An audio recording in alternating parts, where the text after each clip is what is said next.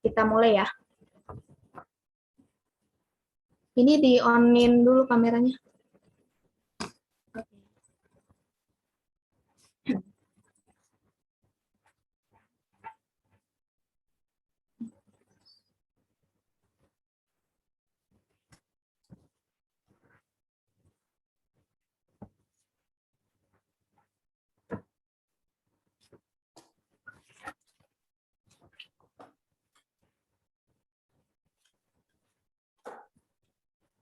Elsa belum on ya? Oh ya udah. Oke, kita mulai ya. 1, 2, 3. Assalamualaikum, selamat siang. Kami merupakan kelompok biologi dari kelas 12 IPA 2 yang beranggotakan saya, Esther Veronica sebagai ketua kelompok, dan juga rekan saya yaitu Adias Afnan Valentino, Elsa Syarani, dan juga Haris Sijabat seorang Nabion.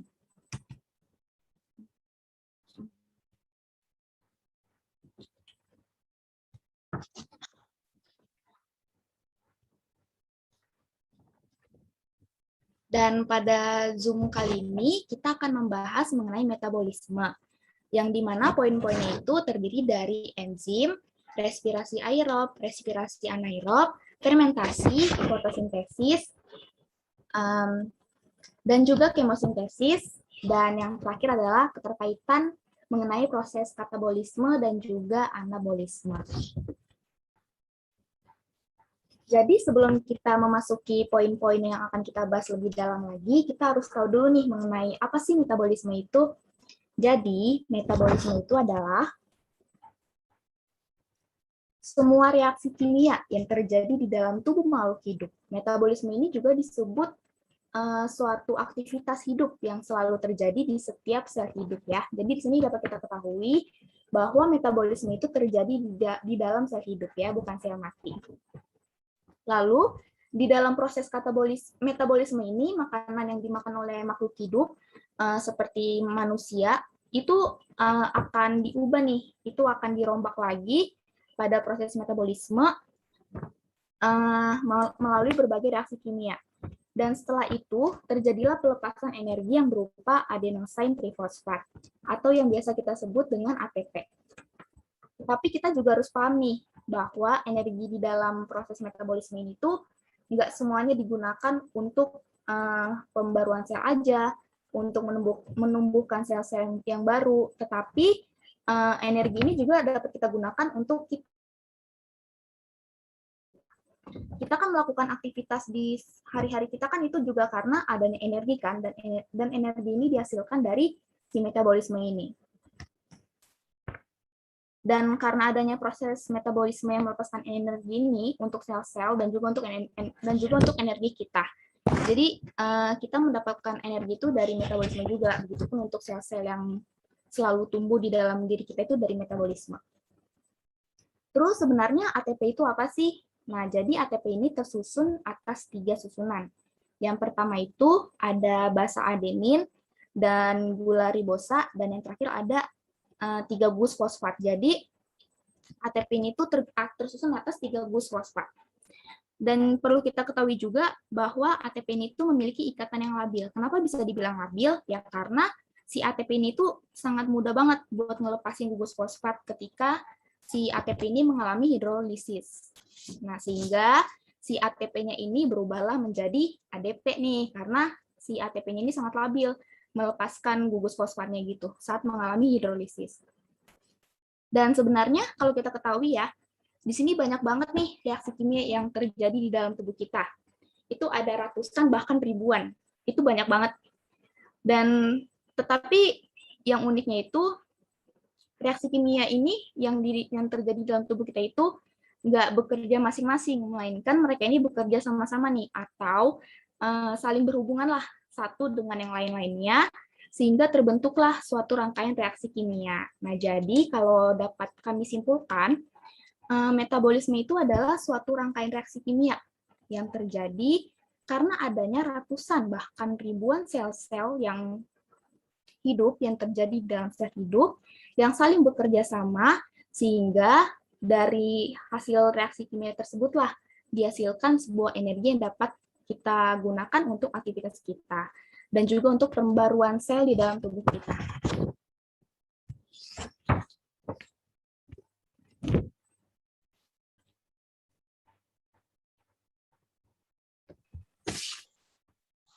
Konsepnya metabolisme terbagi menjadi dua, yaitu katabolisme dan anabolisme.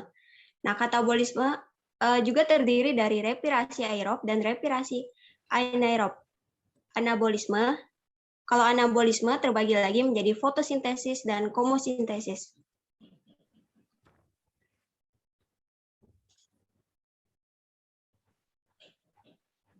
Nah, apa sih perbedaan katabolisme dan anabolisme? Kalau katabolisme adalah reaksi pemecahan suatu zat yang kompleks, terpecah menjadi yang lebih sederhana lagi. Nah, reaksi ini menghasilkan energi. Kalau anabolisme adalah reaksi pembentukan biasanya dilakukan oleh tumbuhan atau bakteri.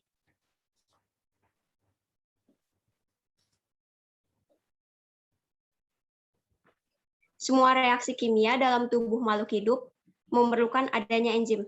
Nah, tadi anabolisme dan katabolisme ini nggak bakal berjalan kalau tubuh kita nggak menghasilkan enzim.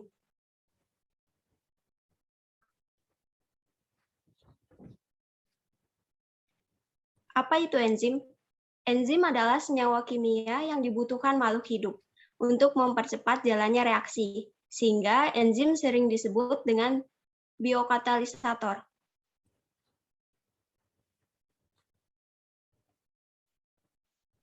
Struktur enzim. Holoenzim terbagi menjadi apotienzim, protein, dan gugus prostetik terbagi lagi menjadi koenzim, zat organik, kofaktor, zat anorganik.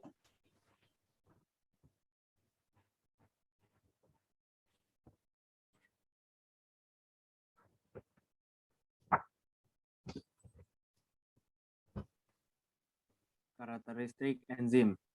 Ada di sini karakteristik enzim ini ada 4. Yang pertama,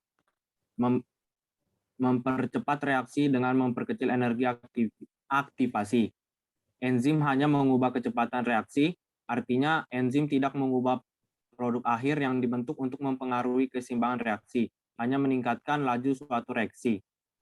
Yang kedua, bekerja spesifik terhadap substratnya karena memiliki sifat pengikatan spesifik.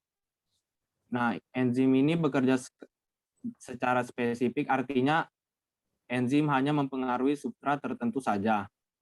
Yang ketiga, tersusun atas protein atau apoenzim yang diaktifkan oleh gugus protektif atau aktivator berupa zat organik atau koenzim atau zat anorganik kofaktor. Nah, enzim ini merupakan protein. Oleh karena itu, enzim memiliki seperti protein antara lain bekerja pada suhu optimum, umumnya pada suhu kamar. Enzim akan kehilangan aktivitasnya karena pH yang terlalu asam atau basa kuat dan pelarut organik. Selain itu, panas yang terlalu tinggi akan membuat enzim terdenaturasi sehingga tidak dapat berfungsi sebagaimana mestinya. Yang terakhir, reaksi bolak-balik atau reversible. Reaksi-reaksi yang dikendalikan enzim dapat berbalik. Artinya enzim tidak menentukan arah reaksi, tetapi hanya mempercepat laju reaksi sehingga tercapai keseimbangan. Enzim dapat menguraikan suatu senyawa menjadi senyawa-senyawa lainnya.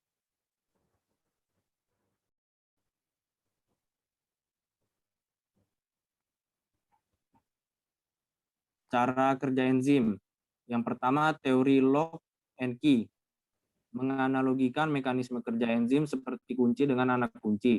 Teori ini dikemukakan oleh Fisher 1898. Seperti contoh yang di sini gambar. yang kunci ini sebagai substrat dan anak kunci sebagai substrat dan kunci ini sebagai enzim. Setelah dimasukkan, log and key ini menjadi kompleks. Nah, yang kedua, teori Educate-Fit mengemukakan bahwa setiap molekul substrat memiliki permukaan yang hampir pas dengan permukaan sisi aktif enzim. Nah, contohnya yang gambar kedua, yang hijau ini sebagai substrat dan yang bawah sebagai aktif enzim, sisi aktif enzim. Nah, ini permukaannya ini sama, jadi pada saat dimasukkan terbentuklah enzim atau substrat kompleks. Lalu terbentuk lagi enzim produk kompleks. Dan yang terakhir, produk ini keluar dari permukaan aktif enzim.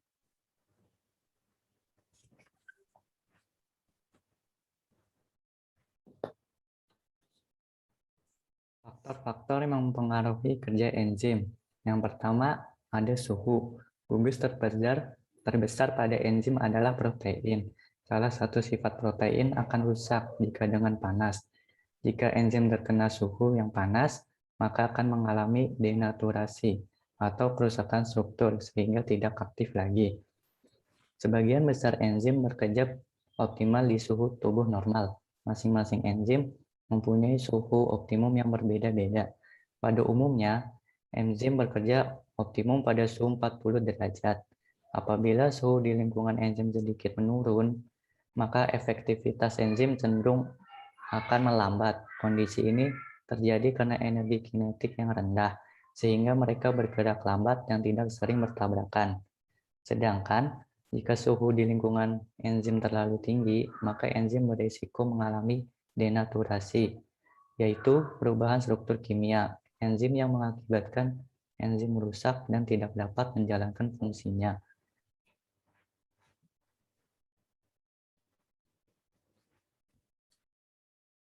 Dua, pH atau tingkat keasaman suatu zat. Setiap enzim memiliki pH optimumnya masing-masing sesuai sifat enzimnya.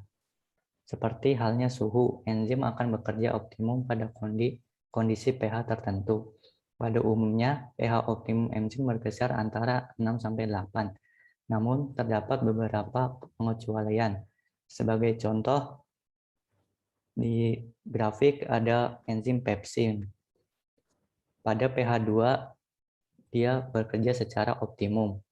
Dan pada enzim amilase, pada pH 6, dia bekerja secara optimum.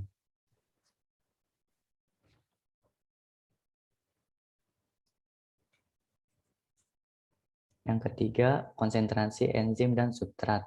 Semakin banyak enzim dan substratnya, maka semakin cepat reaksinya berjalan. Laju suatu reaksi enzim akan meningkat seiring dengan penurunan konsentrasi substrat. Ketika konsentrasi substrat semakin banyak, kerja enzim akan menurun, sehingga dibutuhkan penambahan enzim untuk mengatasinya.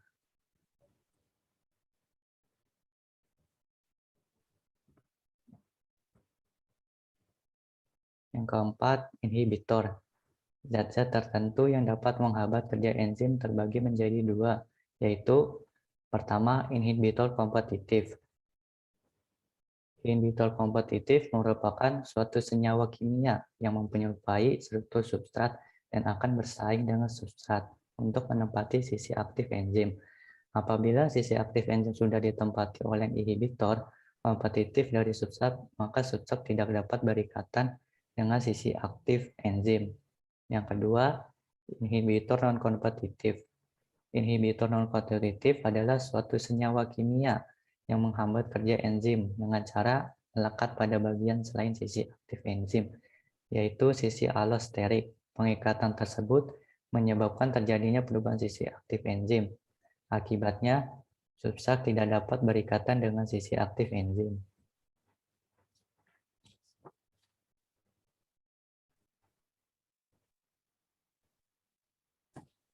Selanjutnya, kita akan membahas mengenai katabolisme. Sebenarnya apa sih katabolisme itu?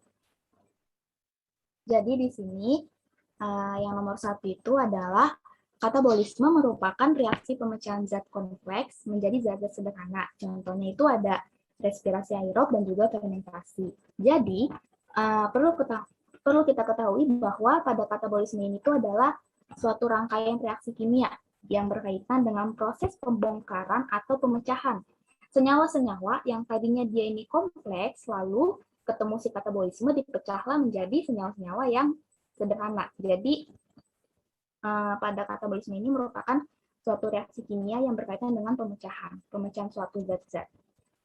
Nah, tentunya dengan bantuan enzim seperti yang tadi sudah dijelaskan, seluruh reaksi kimia yang terjadi di dalam tubuh makhluk hidup itu memerlukan adanya enzim. Seperti yang sudah kita jelasin tadi ya. Nah, terus semua reaksi kimia ini terjadi di dalam tubuh makhluk hidup ini memerlukan adanya enzim, itu sudah pasti. Lalu di sini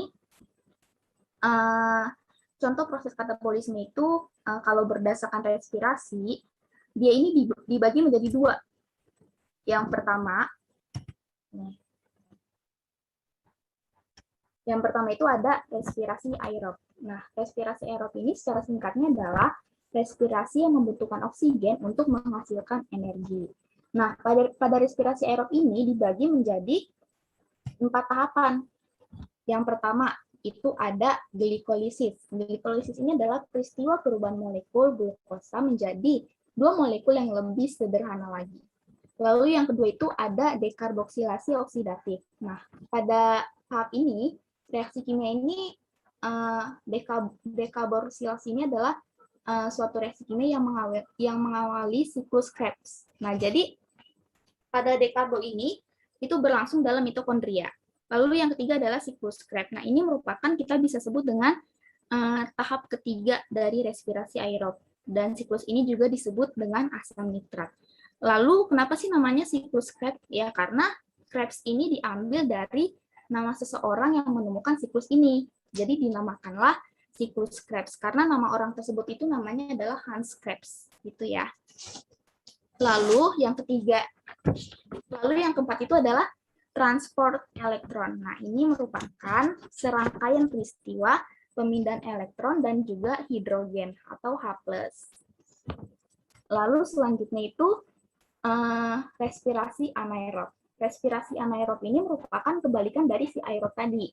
Kalau aerob itu kan membutuhkan oksigen untuk menghasilkan energi. Tapi kalau si anaerob ini, dia nggak perlu oksigen untuk menghasilkan energi. Nah, jadi pada respirasi aerob ini disebut juga dengan fermentasi. Nah, gitu ya. Jadi, si respirasi anaerob ini yang merupakan penerima akhir dari si ATP ini, dia nggak perlu oksigen untuk menghasilkan energi. Nah, dari produk yang dihasilkan fermentasi ini atau respirasi anaerob ini itu dapat dibagi menjadi 2 nih. Yang pertama ada fermentasi asam laktat atau fermentasi glukosa yang menghasilkan asam laktat. Lalu yang kedua ada fermentasi alkohol. Nah, pada fermentasi alkohol ini asam pirufat ini diubah menjadi etanol atau yang biasa kita sebut dengan etil alkohol. Nah, jadi pada fermentasi ini tuh melalui 2 langkah reaksi. Yang pertama itu ada pembebasan CO2 dari asam piruvatnya, diubahlah menjadi asetaldehida. Lalu yang kedua itu ada reaksi reduksi asetaldehida oleh si NADH ini menjadi etanol. Lalu di sini dapat kita pahami juga bahwa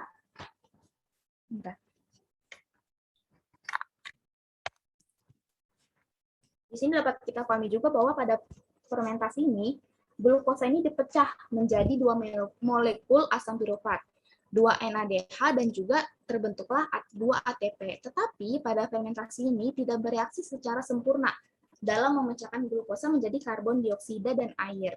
Serta ATP yang dihasilkan oleh si fermentasi ini itu tidak seberat ATP yang dihasilkan oleh glikolisis.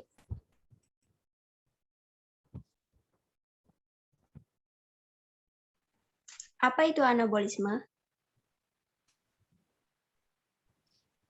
Anabolisme disebut juga dengan asimilasi atau sintesis, merupakan rangkaian proses reaksi kimia yang berkaitan dengan proses reaksi pembentukan sintesis zat-zat sederhana menjadi zat-zat kompleks. Proses tersebut berlangsung di dalam tubuh makhluk hidup. Bisa dilihat di gambar, molekul kecil membutuhkan energi untuk menghasilkan molekul besar.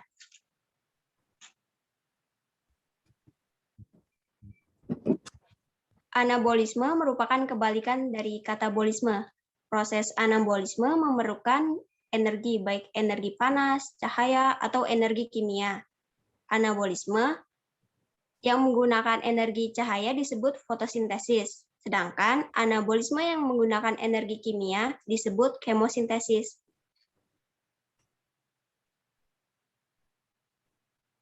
Pengertian fotosintesis. Fotosintesis adalah proses pengubahan zat anorganik H2O dan CO2 oleh klorofil menjadi zat organik karbohidrat dengan bantuan cahaya. Proses fotosintesis berlangsung melalui 2 tahap, yaitu tahap reaksi terang dan tahap reaksi gelap.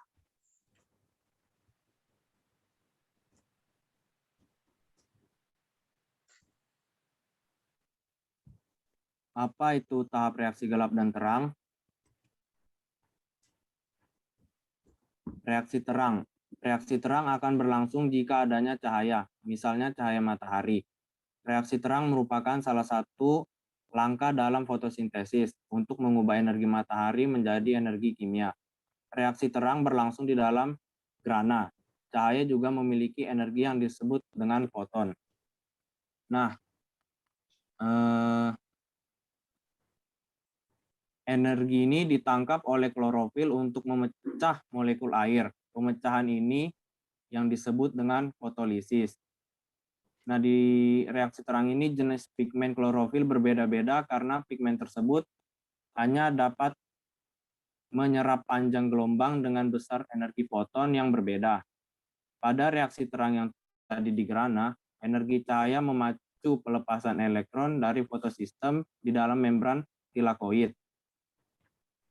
Nah, fotosistem adalah tempat berkumpulnya beratus-ratus molekul pigmen fotosintesis.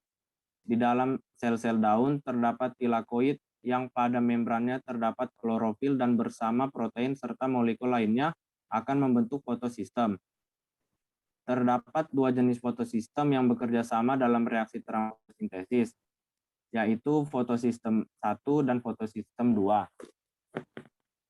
Kedua fotosistem ini bekerja sama menghasilkan ATP dan NADPH sebagai produk utama dalam reaksi terang.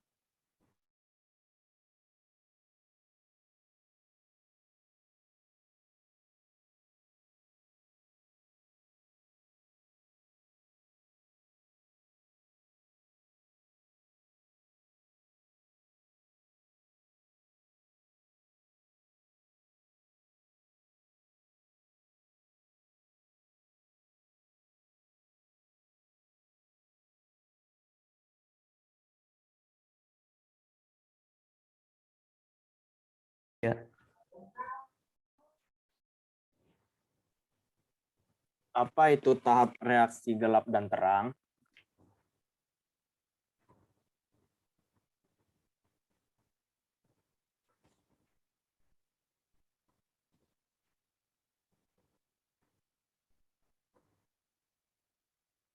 Reaksi terang akan berlangsung jika adanya cahaya, misalnya cahaya matahari. Reaksi terang merupakan salah satu langkah dalam fotosintesis untuk mengubah energi matahari menjadi energi kimia. Reaksi terang berlangsung di dalam grana. Cahaya juga memiliki energi yang disebut dengan foton. Nah, energi ditangkap oleh klorofil untuk memecah molekul air. Pemecahan ini yang disebut dengan fotolisis. Di dalam reaksi terang, jenis pigmen klorofil berbeda-beda karena pigmen tersebut hanya dapat menyerap panjang gelombang dengan besar energi foton yang berbeda. Pada reaksi terang yang terjadi di grana, energi cahaya memacu pelepasan elektron dari fotosistem di dalam membran tilakoid. Fotosistem adalah tempat berkumpulnya beratus-ratus molekul pigmen fotosintetis. Di dalam sel-sel daun terdapat tilakoid yang pada membrannya terdapat klorofil dan bersama protein serta molekul lainnya akan membentuk fotosistem. Terdapat dua jenis fotosistem yang bekerja sama dalam reaksi terang fotosintesis, yaitu fotosistem 1 dan fotosistem 2. Kedua fotosistem ini bekerja sama menghasilkan ATP dan NADPH sebagai produk utama dalam reaksi terang. ATP dan NADPH dapat terbentuk dengan digerakkan oleh cahaya dengan memberi energi kepada kedua fotosistem yang terdapat pada membran tilakoid kloroplast. Selama reaksi terang fotosintesis, terdapat dua kemungkinan aliran elektron, yaitu melalui jalur non-siklik dan aliran siklik. Jalur aliran elektron non-siklik adalah yang utama dengan elektron mengalir dari molekul air. Kemudian melalui fotosistem 2 dan fotosistem 1. Elektron dan ion hidrogen akan membentuk NADPH dan ATP. Oksigen yang dibebaskan berguna untuk respirasi aerob. Pusat reaksi pada fotosistem 1 mengandung klorofil A, disebut sebagai P700, karena dapat menyerap foton terbaik pada panjang gelombang P700 nm. Pusat reaksi pada fotosistem 2 mengandung klorofil A yang disebut sebagai P680, karena dapat menyerap foton terbaik pada panjang gelombang 680 nm. Jalur aliran elektron siklik hanya pada kondisi tertentu. Elektron terfotokliksitas mengambil jalur ini. Aliran elektron siklik merupakan hubungan yang singkat menggunakan fotosistem 1, tetapi tidak menggunakan fotosistem 2.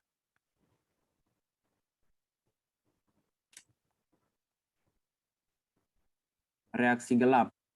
Reaksi gelap ini disebut dengan tahap reaksi gelap karena tidak tergantung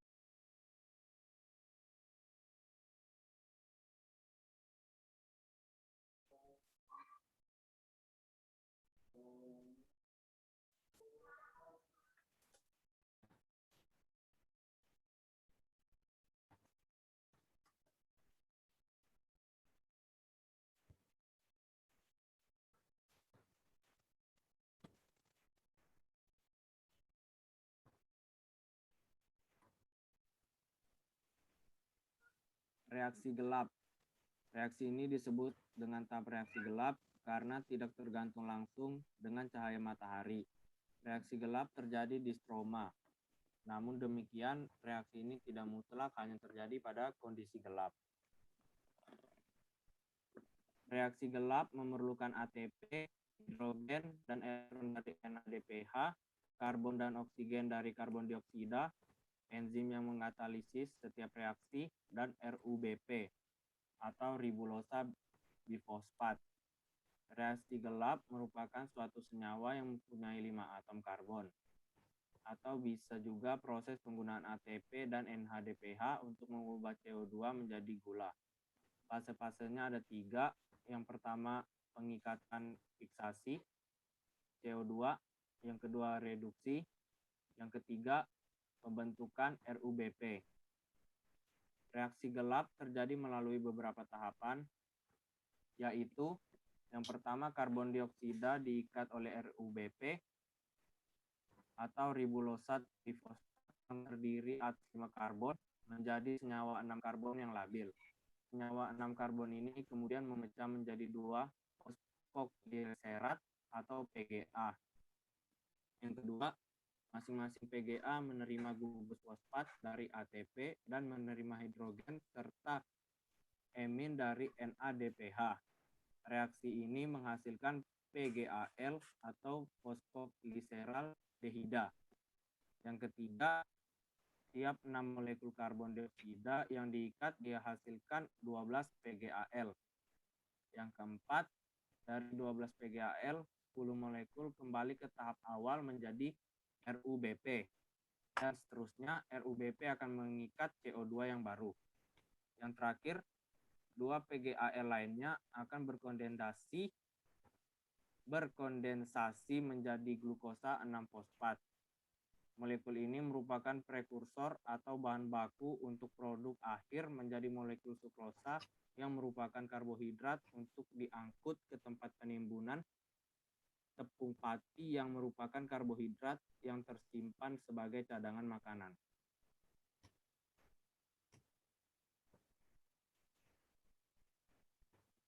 Pengertian kemosintesis. Kemosintesis merupakan proses penyusunan atau pembentukan zat organik dengan memanfaatkan sumber energi hasil reaksi kimia. Pada kemosintesis, energi diperoleh dari hasil oksidasi senyawa anorganik yang diserap dari lingkungan, misalkan sulfur, hidrogen, besi, amonia, nitrit hidrogen, sulfida. Di gambar ini adalah pola umum dari kemosintesis. Sumbernya dari senyawa anorganik, terus oksigen ini berasal dari hasil samping anorganik, lalu berubah menjadi energi, dan H2O menjadi oksigen dan hidrogen. Lalu CO2 ini sebagai karbohidrat.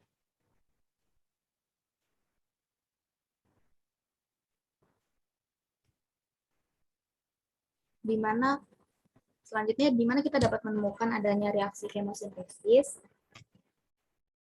Jadi, kemosintesis itu dapat kita temukan dalam pembentukan sulfat, yang di mana pembentukan sulfat ini tuh dilakukan oleh bakteri sulfur atau Thiobacillus bagiatua. Lalu yang kedua adalah kita dapat menemukan kemosintesis dalam pembentukan nitrat, yang dilakukan oleh bakteri nitrat atau Nitrosomonas dan Nitrosococcus dan juga Nitrobacter. Nah, jadi pada bakteri-bakteri inilah yang nantinya mereka akan memperoleh energi dari hasil oksidasi senyawa-senyawa tertentu. Apa sih keterkaitan proses katabolisme dan anabolisme itu? Jadi berdasarkan materi yang telah kami susun, kami dapat menyimpulkan bahwa reaksi katabolisme ini adalah reaksi penguraian yang memecahkan molekul dan cenderung melepaskan energi. Lalu kedua, reaksi pada anabolisme ini cenderung memerlukan energi. Jadi, dapat kami simpulkan dari pernyataan di atas, jika katabolisme ini itu memicu anabolisme, karena katabolisme ini menyebabkan sintesis protein ATP yang dapat digunakan oleh si anabolisme, yang dimana ATP ini dihasilkan oleh katabolisme. Jadi mereka saling keterkaitannya dari saling si katabolisme ini melepaskan energi, dan si anabolisme ini mengambil suatu energi dari si katabolismenya.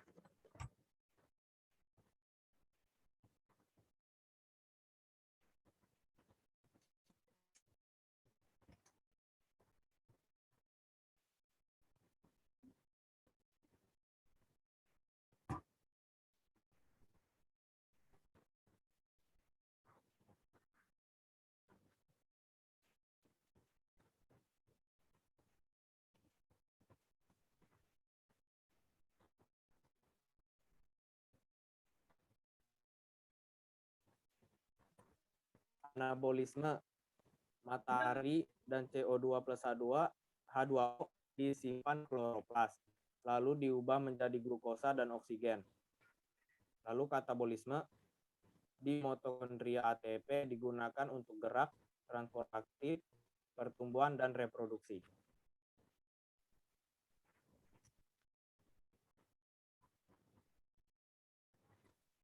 Energi dalam proses katabolisme dan anabolisme. Yang pertama, dalam katabolisme, gula menghasilkan 38 ATP atau 380 kalori, sehingga kurang lebih 55% energi dimanfaatkan untuk proses metabolisme, sedangkan sisanya berubah menjadi energi panas. Energi yang dihasilkan dari berbagai proses ini akan disimpan sebagai molekul adenosin trifosfate atau ATP. Banyak aspek dari metabolisme, baik anabolisme maupun katabolisme, berkaitan erat dengan produksi dan konsumsi ATP sebagai sumber energi, yang juga berperan sebagai bahan bakar dalam seluruh proses metabolisme. Olahraga seperti berlari, berenang, dan bersepeda adalah jenis kegiatan yang merupakan latihan katabolis atau kardio. Ketika melakukan aktivitas ini, detak jantung tekanan darah dan pernapasan akan meningkat. Latihan katabolis dapat membantu Anda menjaga kesehatan jantung dan paru-paru. Yang kedua, dalam proses anabolisme, energi yang jatuh pada daun hingga 2% saja yang dimanfaatkan. Namun, sebagian dari energi yang diterima tumbuhan digunakan untuk penguapan atau dipancarkan kembali dan untuk keperluan yang lain-lain.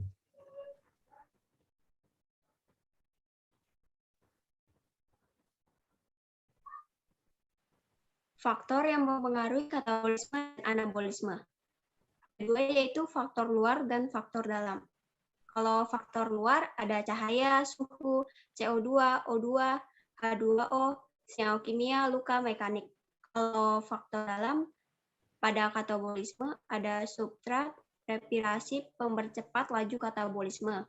Laju katabolisme dipengaruhi juga oleh kualitas dan kuantitas dan kualitas protoplasmanya. Nah, kalau pada anabolisme, laju anabolisme dipengaruhi oleh klorofil, membuka dan menutup mata, morfologi daun, hambatan dan transportasi hasil fotosintesis.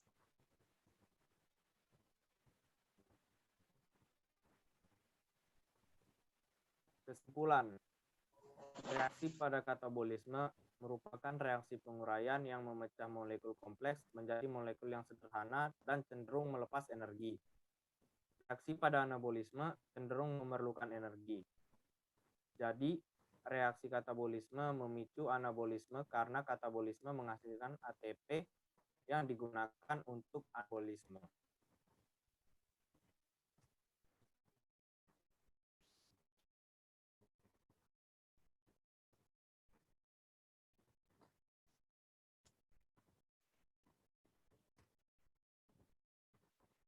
Dimulai dari ADS dulu. Berdasarkan materi yang telah saya bedari, menurut saya, opini seorang dokter Pripim berkaitan dengan teori metabolisme, di mana apabila proses anabolisme lebih sering dibandingkan proses katabolisme, menyebabkan penumpukan gula yang tidak mengalami perubahan molekul atau glikolisis, mengakibatkan diabetes dan sumber energi bagi virus, contohnya SARS-CoV-2. Dr. Pripim juga menganjurkan agar berpuasa ketika sakit. Hal ini agar mengurangi atau menstabilkan proses metabolisme. Menurut saya, jika dikaitkan dengan materi yang saya pelajari, saya menyimpulkan bahwa COVID-19 ini sangat memanfaatkan jalur glukosa untuk masuk ke dalam tubuh manusia. Dan di mana dalam glukosa inilah terdapat kadar gula darah yang sangat tinggi, yang telah membuat sistem imun kita atau sistem imun manusia itu menjadi lemah dan sulit melawan virus-virus yang hendak masuk ke dalam tubuh kita. Ini menjadi suatu alasan kenapa COVID-19 ini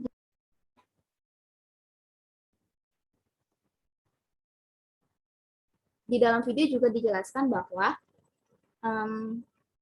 si COVID-19 ini tuh dapat mengikat si AC2 ini yang dimiliki oleh manusia dengan afinitas tinggi dan juga memiliki mekanisme untuk dapat membajak pertahanan tubuh manusia di berbagai level. Lalu gimana sih caranya agar si COVID ini nggak dapat masuk ke dalam tubuh kita?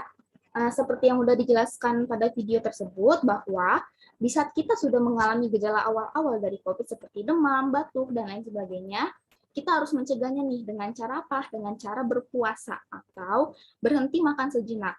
Kalau untuk minum itu boleh seperlunya, tapi jangan terlalu banyak juga. Dan yang harus kita lakukan adalah istirahat total. Nah, karena jika kita melakukan apa yang telah saya sebutkan tadi itu, tubuh kita ini akan dapat mengontrol kadar gula. Jadi yang tadinya tinggi, tubuh kita ini akan mengontrol nih, sehingga menjadi kadar gula yang sederhana aja. Maka dari itu akan menjadi hambatan lah untuk si COVID-19 ini masuk ke dalam tubuh kita. Gitu.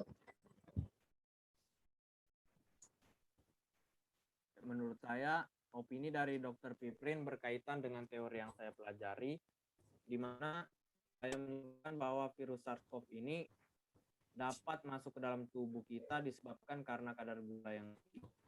Dan virus ini juga menggunakan gula yang ada di tubuh kita untuk memperbanyak diri. Nah, ini terjadi karena adanya ketidakseimbangan antara anabolisme atau feeding and storing dan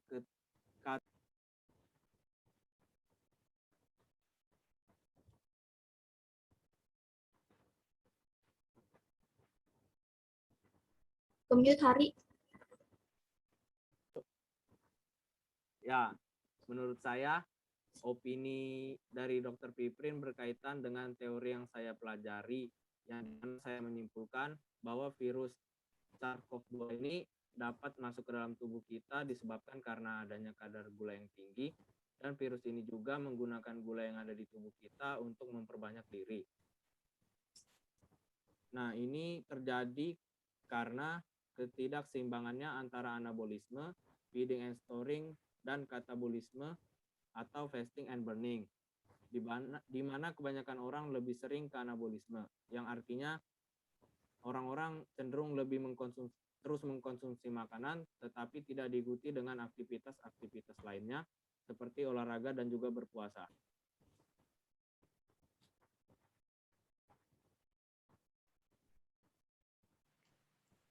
Opini dari seorang Dr. Piprin berkaitan dengan presentasi yang sudah saya sampaikan dan juga teman-teman saya sampaikan.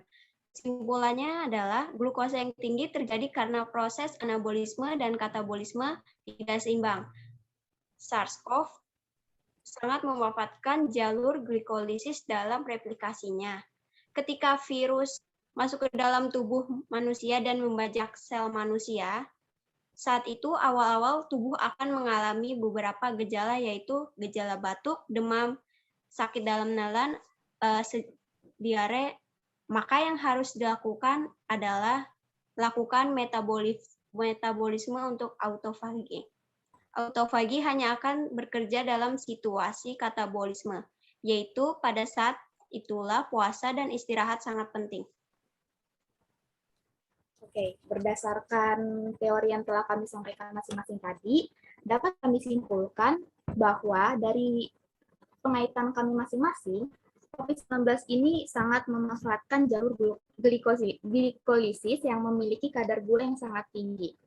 Untuk dapat masuk ke dalam tubuh manusia, dia ini memanfaatkan banget jalur ini, karena kan di saat kadar gula manusia itu sangat tinggi, maka manusia itu memiliki sistem imun yang lemah, maka itulah menjadi suatu pintu masuk untuk si COVID-19 ini.